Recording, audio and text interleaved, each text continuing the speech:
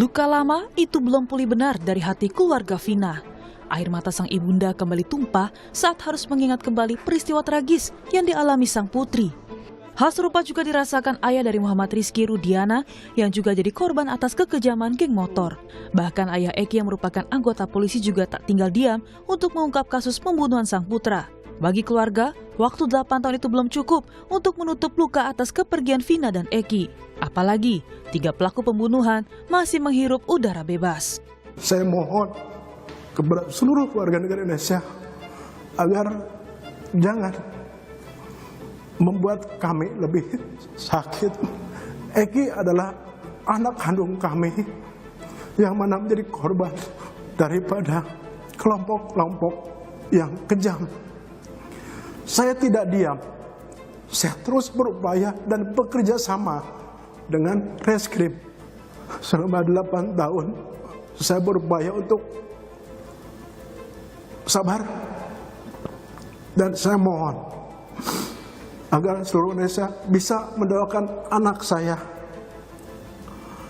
supaya tenang, dan juga bisa mendoakan supaya pelakunya bisa segera terungkap. Sementara kuasa hukum terpidana kasus pembunuhan Vina dan Muhammad Rizky atau Eki menyebut banyak kejanggalan dalam kasus ini. Kejanggalan terjadi sejak awal penanganan, penetapan tersangka, persidangan, hingga kasus ini diambil alih oleh Polda Jawa Barat. Menurut kuasa hukum, salah satu kejanggalan yang mencolok adalah pada fakta hasil visum di Rumah Sakit Gunung Jati, hasil otopsi di Rumah Sakit Losarang Bayangkara Indramayu, dan hasil bunyi tuntutan jaksa dalam persidangan. Kami semua punya keyakinan bukan terdakwa yang ada di dalamnya, bukan pelakunya. Ada salah tangkap atau gimana? Kalau kami yakin bukan pelakunya, silahkan dianalogikan sendiri, disimpulkan sendiri. Dari tuntutan dan hasil visum aja sudah sangat jauh berbeda. Faktanya dalam tuntutan korban meninggal karena tusukan di dada, di dan perut. Tetapi dari hasil visum maupun otopsi tidak ada luka akibat tusukan benda tajam. Fakta kedua, pakaian yang dikenakan korban yang dijembreng di persidangan itu masih utuh ya Pak. Tidak ada bekas bolong tusukan samurai yang disebut di dalam tuntutan samurai pendek dan samurai panjang. Sementara itu, Kompolnas mendorong Polda Jawa Barat untuk segera menangkap 3 orang yang telah ditetapkan sebagai buron sejak 8 tahun lalu dalam kasus pembunuhan Vina dan Eki. Kompolnas juga meminta Polri segera merespon terkait penyampaian kuasa hukum terpidana soal adanya dugaan penanganan polisi yang tidak sesuai prosedur. Menurut Kompolnas, hal ini perlu dilakukan agar penanganan kasus pembunuhan Vina bisa transparan. Mendorong Polda agar segera sungguh-sungguh sesuai dengan prosedur dan SOP untuk bisa menemukan dan menangkap, agar ketidakpastian ada hal-hal yang selama ini terkesan seolah-olah ditutup-tutupi agar segera bisa dituntaskan. Apa yang dimaksud kuasa hukum terpidana pada saat ini seolah-olah ada yang unprosedural, tentu ini kita dorong Polda sepatutnya bisa merespon apabila ada hal-hal yang dianggap unprosedural. Polda Jawa Barat telah merilis 3 pelaku pembunuhan Vina dan Eki. Ketiganya yaitu Andi, Dani, dan Peggy alias Perong. Meski belum diketahui identitas ketiganya, asli atau bukan, Polda Jabar juga menggambarkan ciri-ciri ketiga DPO. Tim Liputan, Kompas TV.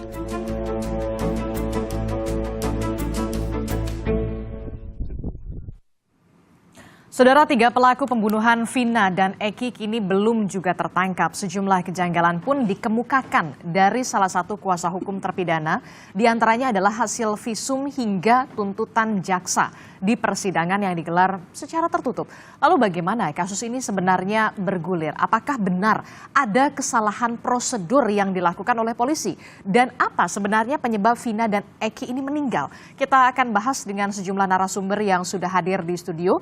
Sudah ada anggota Kompolnas, ada Pak Yusuf Warshim, dan juga ada psikolog forensik Bung Reza Indragiri Amril. Selamat pagi, Assalamualaikum Bapak-Bapak. Waalaikumsalam warahmatullahi wabarakatuh. Ya, dan juga nanti kita terhubung dengan sambungan Zoom melalui sambungan Zoom kuasa hukum terpidana, salah satu terpidana ini ada Bu Titin Priyalanti, dan kami juga terus mencoba sebenarnya menghubungi dari pihak kuasa hukum korban, yakni dari kuasa hukum korban Vina, namun sampai saat ini belum bersedia. Selamat pagi, Assalamualaikum Bu Titin.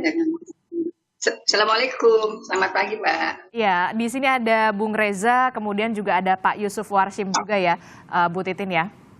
Ya. Ya, saya ke. Selamat pagi Pak Reza, selamat pagi Pak Yusuf. Ya. Assalamualaikum warahmatullahi wabarakatuh. Ya, saya langsung ke Bu Titin. Bu Titin, ini kan kalau tadi di paket sebelumnya Anda mengatakan memang ada ketidaksesuaian antara di persidangan kemudian hasil visum. Mengapa Anda sebut demikian, Bu Titin?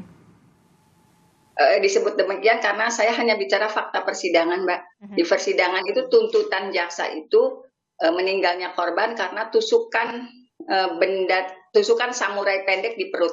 Sedangkan dalam hasil visum tidak ditemukan tusukan benda tajam. Begitu juga hasil otopsi meninggalnya itu karena patah tulang tengkorak belakang. Jadi dari tuntutan hasil visum aja sudah berbeda jauh, Mbak.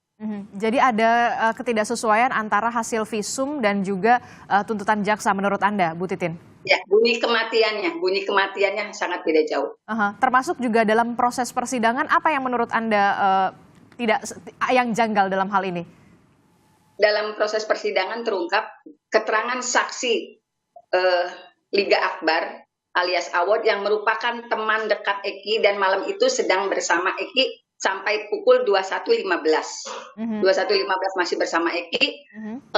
Anggota Polsek Talun menemukan 2 orang korban di depan di flyover itu pada pukul 20 mendapat informasi. Kalau durasi waktunya 21.15 kemudian ditemukan pukul 22 berarti hanya 45 menit.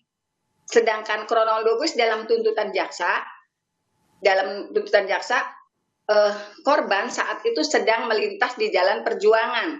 Kemudian diteriaki oleh terdakwa yang sedang kumpul di warung Budining, woi woi woi, kemudian dikejar ke flyover Talun, di situ dipukuli, dianiaya, setelah itu dibawa lagi ke depan SMP 11 di belakang showroom, kemudian di belakang showroom ada kebun, dipukuli lagi, ditusuk di bagian perut, di bagian dada, kemudian diperkosa korban beramai-ramai. Setelah itu dibawa lagi ke Polsek Talun, dianggap seolah-olah terjadi kecelakaan.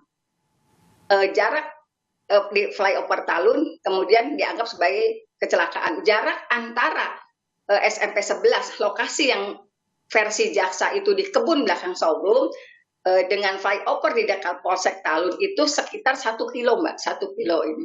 Dengan kondisi jalan yang ramai.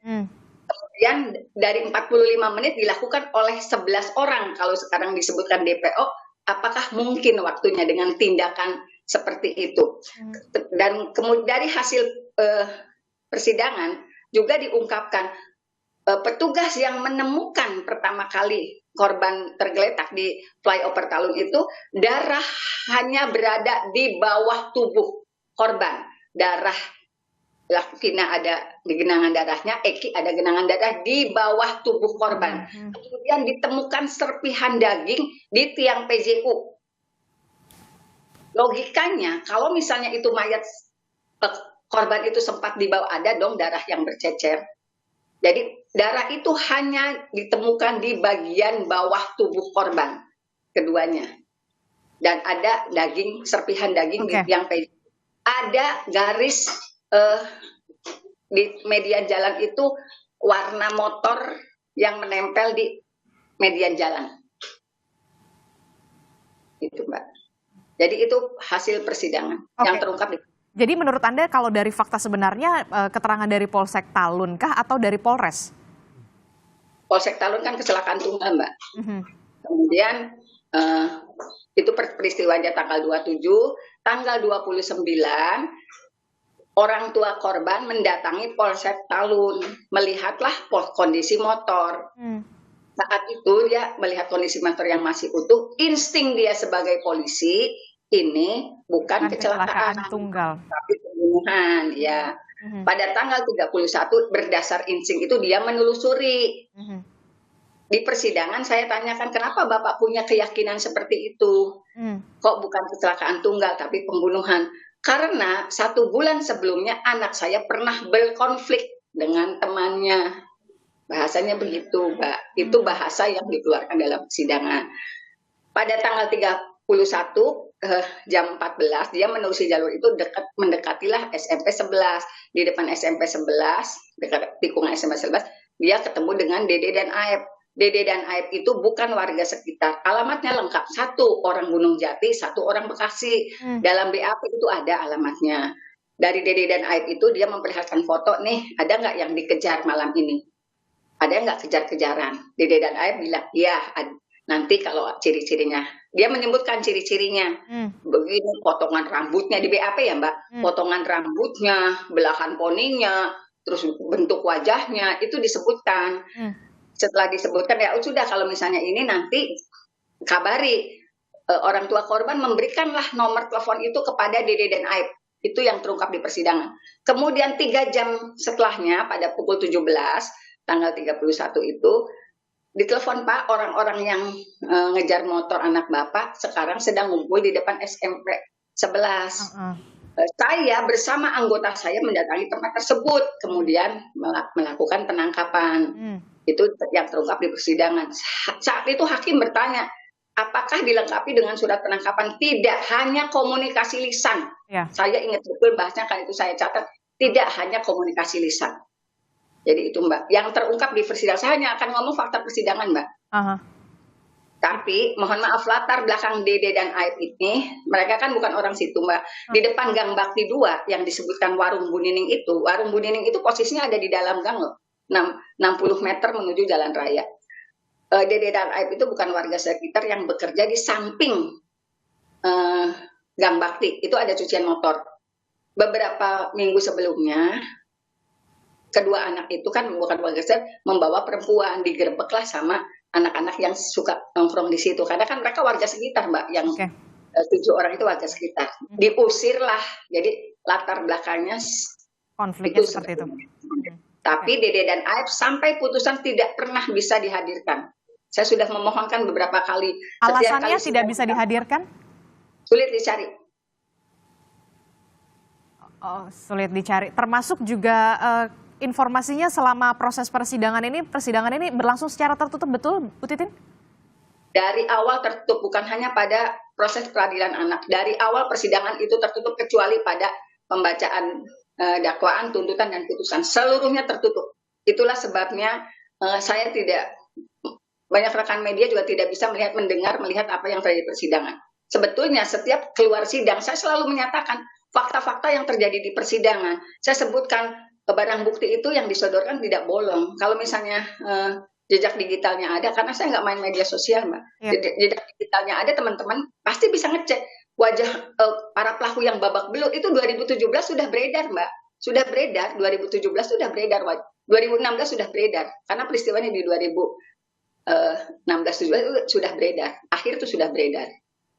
Tapi saya orang kampung, orang Cirebon, orang desa gitu, yang tentu saja sehebat apapun saya mengkomunikasikan ini, termasuk ke media. Media lokal tuh sepertinya tidak didengar waktu itu gitu. Karena saya betul-betul ini salah tangkap, itu bahasa salah tangkap. Sudah saya komunikasikan sejak 2017. Saya masih punya file-filenya. Gitu, termasuk saya melakukan upaya kelaporan ke Komnas HAM, ke Propam Polda Jabar, semua filenya ada Mbak. Tanggal berapa saya datang ke sana. Ke Komisi Yudisial, saya lakukan itu.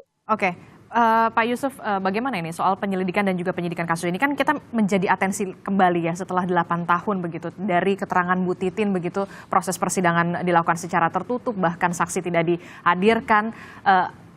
Alasan penyebab kematian juga ada perbedaan begitu di antara hasil visum dan juga tuntutan jaksa. Apa yang bisa Anda kemukakan soal ini?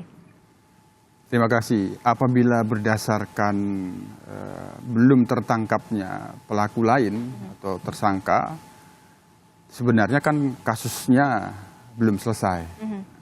Meskipun kita sendiri tentu harus berpatokan kepada putusan pengadilan yang telah berkekuatan tetap sepanjang itu tidak ada lagi putusan lain. Nah, putusan berkekuatan tetap ini kan sudah memvonis 8 pelaku terbukti bersalah, yang satu usia anak divonis 8 tahun, yang lainnya 7 pelaku itu divonis seumur hidup. Nah, ini harus kita pedomani dulu.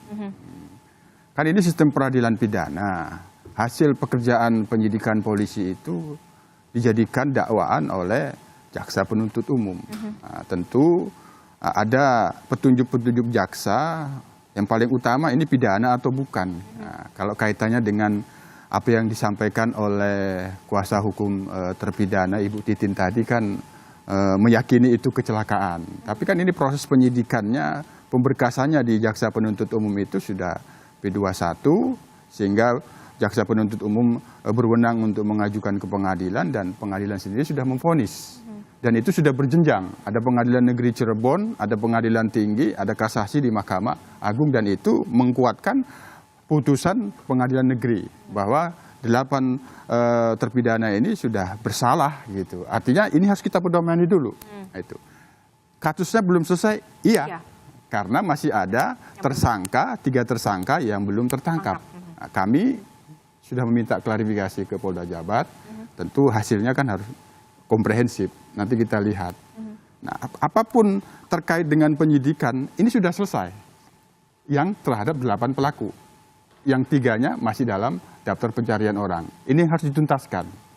Apakah nanti setelah tertangkap ada novum yang bisa menjelaskan lagi lebih jelas lagi kasus ini seperti apa? Ya itu di luar putusan pengadilan yang sudah ingkrah ini. Nah, nanti kita tunggu saja. Hanya kita tentu Kompolnas mendorong dengan sungguh-sungguh secara prosedur, secara SOP, 3 tersangka ini segera bisa ditangkap. Agar apakah nanti tertangkap ini memang mereka pelakunya, berarti kan putusan itu semakin lengkap, atau ada bukti lain, ya itu kita tunggu saja. Terlepas apa yang disampaikan oleh Ibu Titin selaku kuasa hukum, ada seolah-olah unprocedural, ya kami dorong sepatutnya Polda bisa merespon ini. Nah, tapi kan ini penyidikannya sudah selesai. Ya. Ketika penyidikannya itu sudah selesai, apakah nanti ada upaya hukum lain? Ya itu kan pengadilan yang memutuskan. Misalnya, apakah Ibu Titin beserta tim kuasa hukum lain mengajukan upaya hukum PK misalnya seperti itu bisa saja dilakukan. Tapi terkait dengan penyidikan, kami sendiri nanti akan bertanya kepada Polda Jabar, SOP pada saat kasus itu ditangani pertama sekali di Polresta Cirebon itu, sehingga apa yang disampaikan oleh Ibu Titin ada seolah-olah kecelakaan yang dimaksud oleh Polsek, nanti kita lihat. Nah. Tapi ini ya yang juga menjadi tanda tanya saya, karena ada perubahan dari kecelakaan tunggal menjadi pembunuhan dan pemerkosaan. Ya itu kalau antara kecelakaan dan pembunuhan kan yang satu bukan pidana, kalau kecelakaan tunggal. Yang pembunuhan kan pidana. Ini kan sudah proses penyelidikan dan penyidikan. Nah, barang bukti-buktinya kan sudah dikumpulkan. Kenapa mereka itu tersangka? Tentu berdasarkan minimal 2 alat bukti. Nah, apakah ada yang tidak sesuai dengan SOP?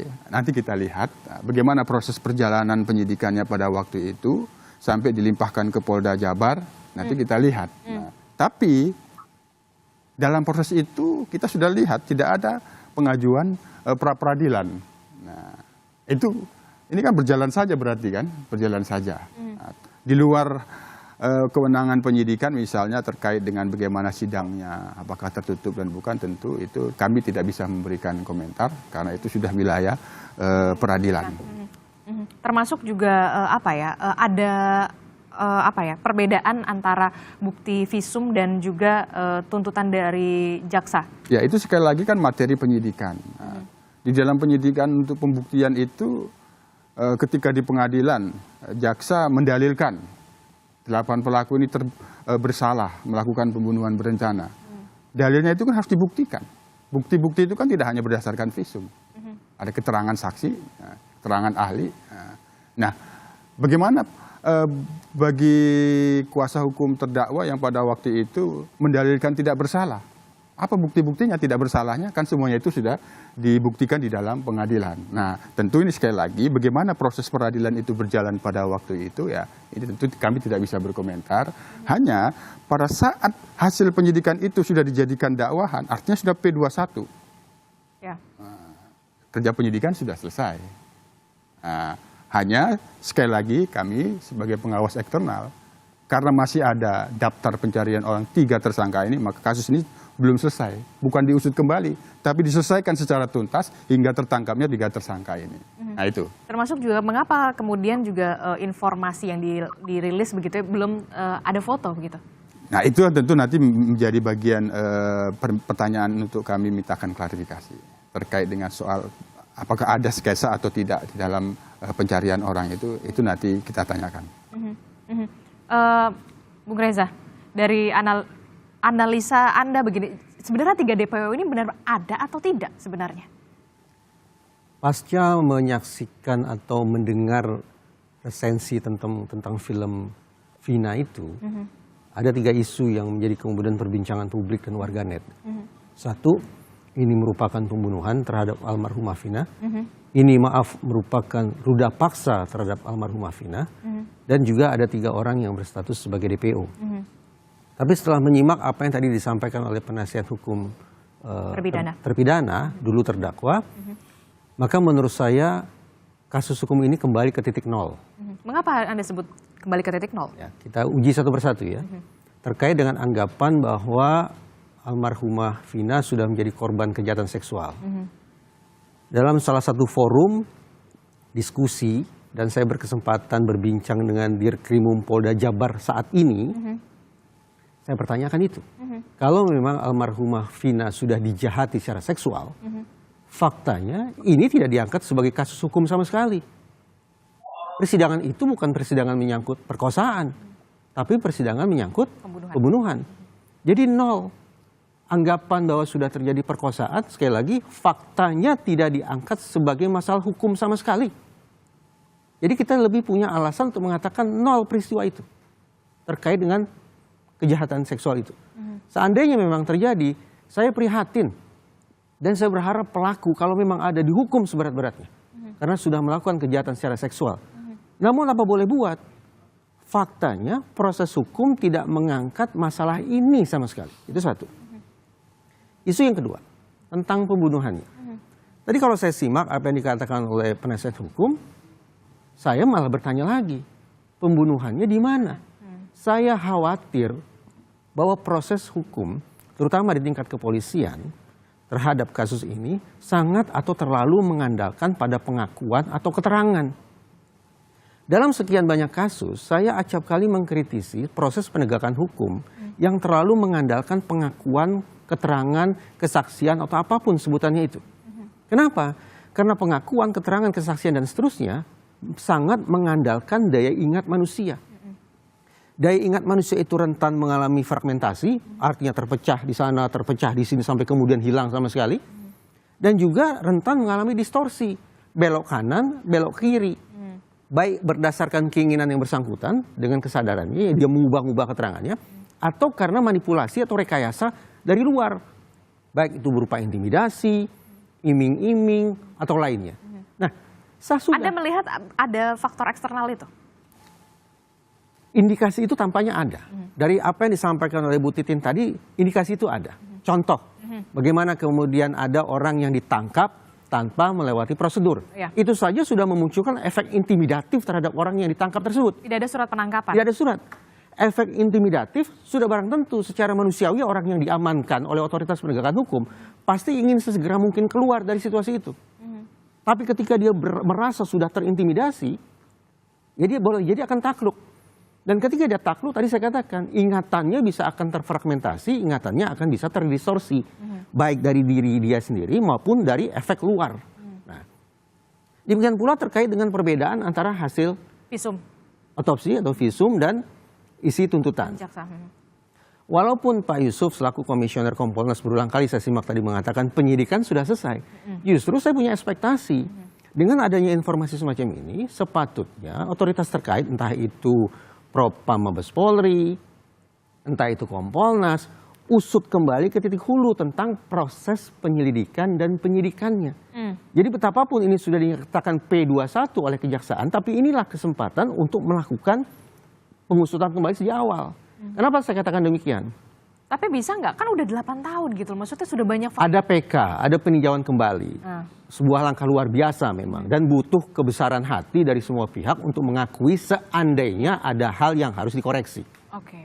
Kalau tidak, ini miscarriage of justice. Alias sebuah proses penegakan hukum yang sesat. Yang akan bisa menyapu bersih seluruh otoritas penegakan hukum. Mulai dari kepolisian, kejaksaan, sampai Mahkamah Agung. Saya berharap tidak se-ekstrim itu. Tetapi dengan menyimak apa yang dikemukakan oleh penasihat hukum, dan ini sudah memunculkan tudingan-tudingan kesana kemari, kabar-kabar burung yang tidak jelas, maka sudah barang tentu seluruh otoritas penegakan hukum harus mau membuka kembali apa yang sudah mereka kerjakan. Untuk kepentingan keadilan itu kembali. Mau tidak mau, karena memang sudah menjadi terlalu perhatian publik. banyak. Karena kalau tidak, sekali lagi akan terkesan sebagai miscarriage of justice pada setiap tahap pidananya. Anda melihat ada apa ya? Ya tadi Anda sebutkan itu, termasuk juga ada kesan menutupi. Kalau misalkan tadi Anda mengatakan kasus pemerkosaan itu tidak kembali menjadi apa ya, diangkat begitu. Tapi kenapa kemudian berbanding terbalik dengan proses persidangan yang dilakukan secara tertutup? Hari ini kita berterima kasih sudah ada representasi negara yaitu Kompolnas yang berbicara tentang kasus ini. Karena tadi saya gunakan kosakata miscarriage of justice. Bukan police misconduct. Kalau police misconduct jelas ini urusan beliau. Tapi karena saya berbicara tentang miscarriage of justice, berarti seluruh mata rantai penegakan hukum, maka sudah barang tentu Kompas TV perlu menghadirkan representasi dari kejaksaan atau komisi kejaksaan dan representasi dari Mahkamah Agung atau komisi yudisial untuk juga memberikan tanggapan mereka terhadap kasus yang sudah berkobar-kobar sedemikian rupa dan tampaknya memunculkan tanda tanya atau bahkan tanda silang di sana-sini. Nah, sudah seluruh otoritas penegakan hukum dalam sistem peradilan pidana kita harus ikut cawe-cawe dalam kasus ini. Termasuk juga seharusnya Komisi Kejaksaan juga memberikan keterangan soal kasus ini juga. Tadi saya katakan begitu kan. Seluruh baik itu komisi kepolisian nasional, komisi kejaksaan, komisi yudisial perlu disimak apa tanggapan mereka tentang pemberitaan atau bahkan kesan miscarriage of justice sedemikian rupa. Kompolnas bagaimana melihat kalau misalkan dikatakan disebutkan oleh Bung Reza mengatakan ada miscarriage of justice di situ? Kesannya. Respon Anda? Kompolnas kan sebagai pengawas ya, jadi dalam pantauan dan penilaian kita belum arah ke sana. Ini yang pasti kami kembali kepada. Kenapa belum arah ke sana? Posisi kasusnya ini dulu. Kita tetap harus berpedoman kepada putusan pengadilan yang telah berkekuatan tetap itu dulu. Kecuali nanti ada kecuali ada upaya hukum lain yang bisa mengoreksi putusan itu. Kalau upaya hukum kan berarti ada novum. Di polisi juga ada dikenal novum. Misalnya kasus sudah di SP3 bisa dibuka kembali apabila novum. Tapi ini sekali lagi prosesnya sudah di pengadilan. Terlepas dari ada SOP yang tidak sesuai, biar kita nanti kan sudah mintakan klarifikasi ini. Karena kan pada waktu itu dalam proses berjalannya ada pengaduan ke Propam. Bagaimana tindak lanjut pengaduan di Propam itu? Nanti kita lihat, kalau memang sudah ada hasil tindak lanjut Propam itu, apakah hasil pemeriksaan Propam itu ada terkait dengan materi penyidikan yang berjalan atau tidak? Kalau tidak terkait ya berarti pembuktian di dalam proses penyidikannya berjalan biasa-biasa saja. Sekali lagi kan ini kan kasus pidana. Di dalam pidana itu kan kebenaran material yang akan dicari. Nah, proses itu tidak hanya selesai pada penyidikan. Apabila ada penyidikan yang belum lengkap, unsur-unsurnya belum jelas untuk menentukan bahwa ini unsurnya bisa dibuktikan atau tidak, ada koordinasi saat berkas itu dilimpahkan ke jaksa penuntut. Saya boleh bertanya ke Pak Yusuf. Pak Yusuf, sepanjang yang Kompolnas ketahui, apakah laporan ke Propam itu sudah diproses? Iya. Itulah yang kami kan sebagai pengawas tentu ada prosedurnya. Ya. Itu sudah kita mintakan klarifikasi. Sementara ini itu kita masih menunggu. Bagaimana berarti belum ada penjelasan dari belum. Kita masih menunggu secara resmi. Secara resmi. Sementara ini yang bisa kita kumpulkan data yang berkembang baik dari seandainya hukum. Seandainya ternyata Propam sudah bekerja atau akan bekerja dan hasil kerja mereka menyimpulkan tidak ada yang keliru pada aspek penyidikan dan penyelidikan, apa posisi Kompolnas? Ya, terkait dengan pengaduan ke Propam itu kan pasti dua. Apakah itu indisipliner atau pelanggaran kode etik profesi. Nah, sepanjang itu tidak terkait dengan materi penyidikan, katakanlah ada dugaan bersalah, tidak disiplin, melanggar kode etik. Tapi bagaimana pembuktian pidananya, apakah dipengaruhi itu tidak, belum tentu. Belum tentu. Proses itu bisa berjalan. Bisa saja diganti penyidiknya, lanjutkan ke penyidik yang baru. Ini yang kita lihat nanti. Bisa saja seperti itu. Kalau memang ada penyidik yang di awal itu tidak sesuai dengan prosedur, diganti. Itu dugaan kita ya. Diganti dengan penyidik baru, berlanjut terus kan dia penyidikannya, tidak terhenti. Itu kan bisa terjadi. Inilah yang kita akan dapatkan klarifikasinya seperti apa pada waktu itu tindak lanjut terkait dengan pengaduan di Propam Polda. Tapi seluruh penyidik yang menangani kasus ini sudah dimintai keterangan oleh Propam? Itu yang kita akan mintakan dulu klarifikasinya. Karena memang sudah 8 tahun begitu ya, iya. Bung Reza. Seperti apa ya mengurai benang yang sudah kusut, apalagi memang sudah Ya itu gitu? makanya menurut kami ini kasus belum selesai karena masih ada 3 tersangka yang buron. Ini dulu dituntaskan, ditangkap. Bisa jadi ada novum yang tidak terkait dengan pembunuhan berencana. Misal, bagaimana terkait dengan dugaan pemerkosaan. Ruda paksa itu seperti apa? Kan kita tidak tahu. Apakah pelaku yang 3 ini yang pelakunya? Maka ini harus segera ditangkap. Agar tuntas dan seolah-olah tidak ada yang ditutupi, itu bisa clear. Itu kalau menurut kami.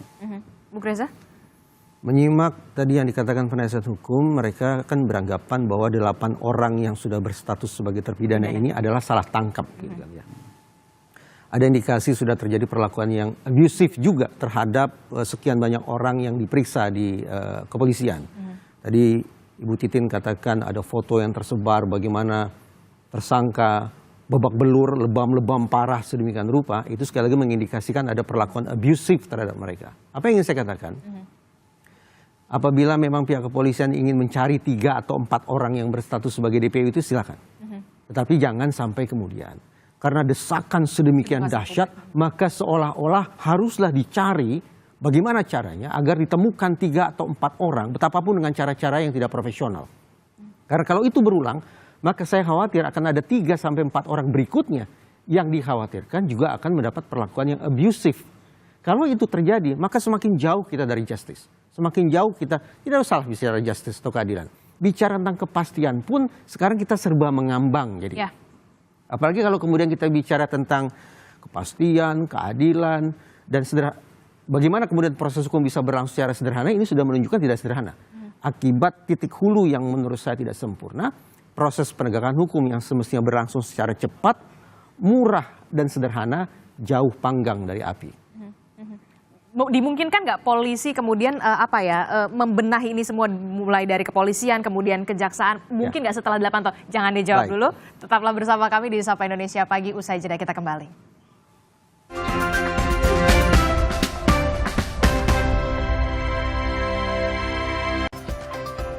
Terima kasih Anda masih bersama kami di Sapa Indonesia Pagi. Saudara, kita masih membahas soal bagaimana kasus Vina ini masih bergulir sampai saat ini setelah 8 tahun lamanya. Memang sudah ada beberapa pelaku yang sudah memang divonis oleh pengadilan menjadi terpidana, tapi kemudian Polda Jawa Barat kemudian merilis ada beberapa orang lagi pelaku lainnya yang masuk dalam daftar pencarian orang atau DPO. Saya masih membahasnya bersama dengan Bung Reza, kemudian juga ada dari Kompolnas Pak Yusuf. Saya ke Bung Reza. Bung Reza, ini kan kalau tadi Anda melihat ini ada miscarriage of justice. Terkesan. Sehingga harus diuji. Dan mungkin nggak ini dilakukan adanya pembenahan, dibuka kembali dari awal, dari hulunya, termasuk juga tidak hanya dari penyidik kepolisian, tapi juga dari peradilannya, proses peradilannya. Tadi saya katakan di segmen sebelumnya bahwa saya mengkritisi proses penegakan hukum yang terlalu mengandalkan pengakuan atau kesaksian. Karena psikologinya otak manusia itu rentan. Alhasil kita bergeser saja. Fokus pada 2 hal. Apa itu? Kita mulai dari hulu ya.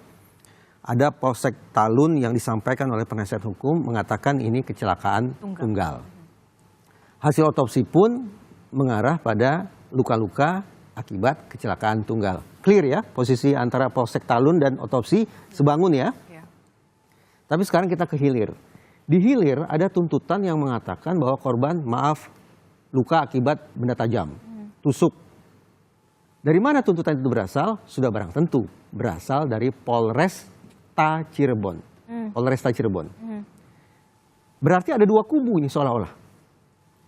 Polsek Talun dan Rumah Sakit Gunung Jati menyimpulkan sebagai kecelakaan, sebagai penyebab kematian. Sementara jaksa dan Polresta Cirebon menyimpulkannya sebagai pidana, yaitu pembunuhan. Silakan disandingkan saja. Hasil kerja Polres dihadap-hadapkan dengan hasil kerja Polsek dan otopsinya. Kenapa terjadi kesenjangan ini? Polresta yang semestinya bisa jawab itu. Kenapa berubah menjadi sebuah perkara pidana? Karena kalau tidak bisa dipertanggungjawabkan, proses perubahan menjadi pidana ini, anggapan bahwa terjadi kriminalisasi masuk akal. Dan kalau sudah kriminalisasi, ujung pertanyaan ada dua. Perpindahan yang tidak terukur semacam ini disebabkan masalah kompetensi atau disebabkan oleh masalah integritas. Kalau ternyata disimpulkan, oh ini akar masalahnya ada pada kompetensi penyidik, pengetahuan mereka, keterampilan kerja mereka tidak memadai, sehingga bias ke sana kemari, ya sudah kirim mereka ke sekolah, supaya mereka pertajam pengetahuan dan keterampilan kerja mereka. Tapi kalau problemnya pada integritas, maka menurut saya mekanisme sanksi yang harus ditegakkan. Propam tadi. Iya, karena sudah membuat 8 orang terkesan sudah menjadi bahan bulan-bulanan seperti kata penasihat hukum tadi, sehingga mungkin mereka mengeluarkan pengakuan-pengakuan yang tidak benar. Integritas bagi saya masalah yang lebih serius ketimbang masalah kompetensi. Karena itu saya berharap kasus ini dibuka kembali, tidak hanya terkait dengan kerja penyelidikan dan penyidikannya, tapi juga terkait dengan mengukur seberapa jauh kesanggupan penyidik Polresta Cirebon pada saat itu untuk melakukan pengusutan kasus ini dengan cara-cara yang betul-betul profesional dan berintegritas. Itu yang kemudian menjadi apa ya, bisa dikatakan desakan ya, atau apa ya, dorongan publik. Ya. Karena juga yang kita juga harus perhatikan adalah bagaimana keluarga korban yang tentu saja pastinya menunggu jawaban gitu, keadilan yang memang sampai saat ini belum terjawab sepenuhnya, begitu ya. Tambah lagi ada satu ya, walaupun tidak menjadi persoalan hukum, tidak menjadi sebuah kasus hukum, tetapi kan ada sekian banyak orang yang kadung di publik dianggap sebagai pelaku ruda paksa, pelaku kejahatan seksual. Nah itu juga harus diuji, benarkah mereka sudah melakukan itu? Dari mana kata perkosaan itu muncul awalnya? Oke, Bu Titin masih mendengar suara Adisti di studio, Bu Titin? Bu Titin sepertinya masih di mute? Masih, ya. Oke, Bu Titin. Masih mendengar. Sebentar Mbak, ini kan saya tadinya posisi di dalam rumah. Saka kan lagi tidur di rumah Mbak, tiba-tiba didatengin banyak orang, jadi saya lari keluar karena Saka lagi ada di luar. Oke. Ada Saka di sini Mbak, saya ngejar Saka karena ternyata dia keluar rumah saya di kamar saya, tadinya di dalam. Oke, baik Bu Titin, setelah kasus ini kemudian kembali mencuat, tentu publik juga apa ya? Titin, nak. Sebentar, sini nak. Oke, kita lanjutkan kembali, Bung Reza. Ini Saka Mbak. Halo Mbak. Ya. Ini Saka gangnya. Oke, saya lanjutkan lagi ini ke. Ini Saka. Saka ini sebagai Ini yang anak. terpidana yang sudah bebas ya? Ya, ini agak berisik ya Mbak karena saya di luar. Tadi kan saya posisi di dalam rumah. Oke. Orang rumah ngasih tahu. Saka keluar, ternyata udah dirubungin ini. Jadi saya lari keluar ini. Saka bisa mendengar Adisti di studio, Saka? Saka bisa ceritakan kepada kami tentang peristiwa 8 tahun yang lalu pada saat polisi melakukan penangkapan atau seperti apa, Saka? Cerita.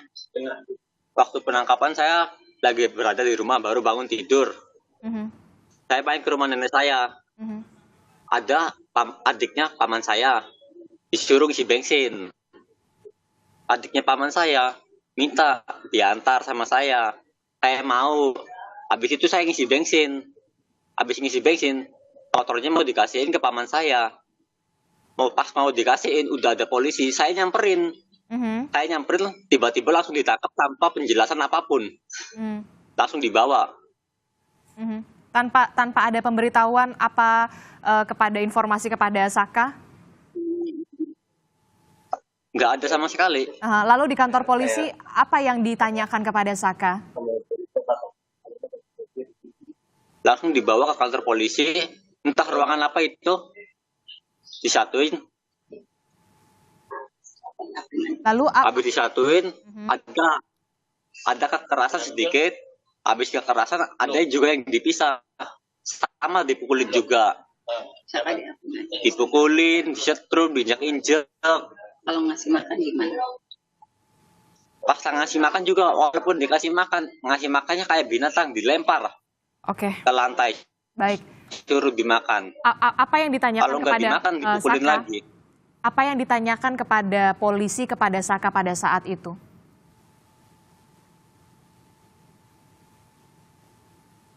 Nanyanya apa? Saka masih ingat? Hanya juga saya nggak tahu. Masalahnya juga nggak tahu. Oke. Tapi apa yang ditanyakan oleh polisi? Mbak, udah dulu ya Mbak, pada tangannya Saka? gemeteran Mbak. Bagaimana Ibu? Kalau informasinya dia nggak secara spesifik apa yang dikemukakan, karena dia 15 tahun Mbak, dia juga nggak paham apa sebetulnya yang ditanyakan polisi. Tiba-tiba apa? Ini sudah ada yang mengakui, bahasanya sebenarnya kamu semua terlibat. Jadi hanya hasil akhirnya aja yang dia tahu Mbak. Oke. Karena ada satu Sudirman itu secara mental dia paling lemah, tetapi sekarang juga keluarga Sudirman dan keluarga Saka semuanya tidur di rumah saya Mbak. Oke, tapi dalam keadaan aman ya memberikan keterangan ini ya Saka ya, dalam kondisi aman ya Ibu ya kepada Kompas TV. Ya, nah dan di rumah saya juga. Jadi peristiwanya kalau saya boleh uraikan begini Pak, Mbak, saya tuh sedang didatangi teman-teman dari media pagi-pagi. Saya nggak ada janji sama sekali, nggak ada. Tiba-tiba orang tua Sudirman dan adiknya datang. Nah, saya kan kaget, saya juga. Nah, ternyata mereka nyari saya dari semalam. Oke. Terus disampaikan lah, Bapak kenapa kesini? Disampaikan alasannya. Saya nggak mau saya yang ngomong, itu semua media tahu semua apa yang disampaikan oleh keluarga Sudirman. Nah, akhirnya karena begitu saya jemput Mbak, tapi dijemput juga ternyata di sana udah banyak orang di rumah depan keluarga Sudirman. Oke. Dan saya jemput semua. Malamnya pamannya Saka yang nelpon.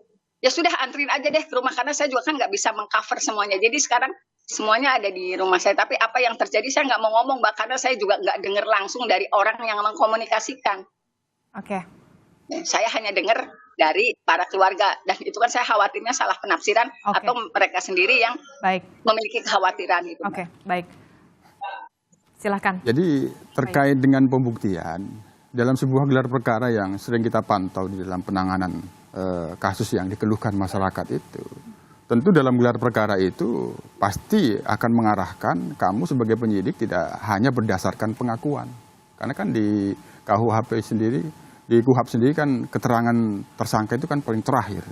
Jadi tidak bertakuan itu pembuktiannya tentu itu tidak seperti itu di dalam pembuktian dari keterangan kasus. Saka tadi apa yang Anda bisa? Nah, kalau itu tentu memang sepatutnya dilaporkan. Tapi kan sebagaimana informasi yang kita sudah terima dari Ibu Titin juga pernah diadukan ke Propam. Nah, itu nanti kita akan lihat penanganan tindak lanjut pengaduan ini ada atau tidak. Dugaan saya sementara, kalaupun ada pelanggaran disiplin atau pelanggaran kode etik terhadap personil, katakanlah yang melakukan penangkapan atau penyidik yang melakukan sidik tidak sesuai dengan SOP dan prosedur, ya itu bisa diberi sanksi, apakah diganti, kan bisa tetap berlanjut.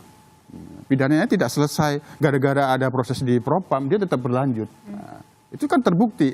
Nah, yang kedua, terkait dengan berkas perkara itu sendiri tidak hanya ketika sudah masuk ke pengadilan, bukan hanya berdasarkan hasil penyidikan Polri semata, tapi kerja bersama jaksa penuntut umum. Pasti ketika berkas itu dilimpahkan untuk menuju P21 itu ada petunjuk-petunjuk jaksa penuntut umum yang harus dilengkapin. Jaksa penuntut umum itu tidak dengan mudah, oh sudah kami terima, oke, saya nyatakan P21, itu impossible. Oke, Bung Reza, dari ini mungkin baru keterangan Saka ya yang karena di televisi ini. Di Kompas TV saat ini dihadirkan seorang mantan terpidana yang dulu diproses sudah bebas. Ya, mantan terpidana kan yang dulu diproses sebagai tersangka bahkan terdakwa anak-anak. Maka menurut saya bukan hanya 3 komisi yang harus hadir dalam situasi ini. Tadi saya sebut 3 komisi itu adalah Komisi Kepolisian Nasional, Komisi Kejaksaan, dan Komisi Yudisial. Tapi sekarang saya berharap bahwa Komisi Perlindungan Anak Indonesia pun hadir. Nah, berbeda dengan pandangan Pak Yusuf, Kompolnas, yang meyakini betul bahwa kita harus mulai mengurainya dari 3 orang DPO itu. Ya. Betul. Saya justru menganggap itu isu sekunder. Penting, silakan saja dianggap penting. Tetapi isu primernya adalah kembali ke titik nol. Benarkah ada pembunuhan dan benarkah ada perkosaan?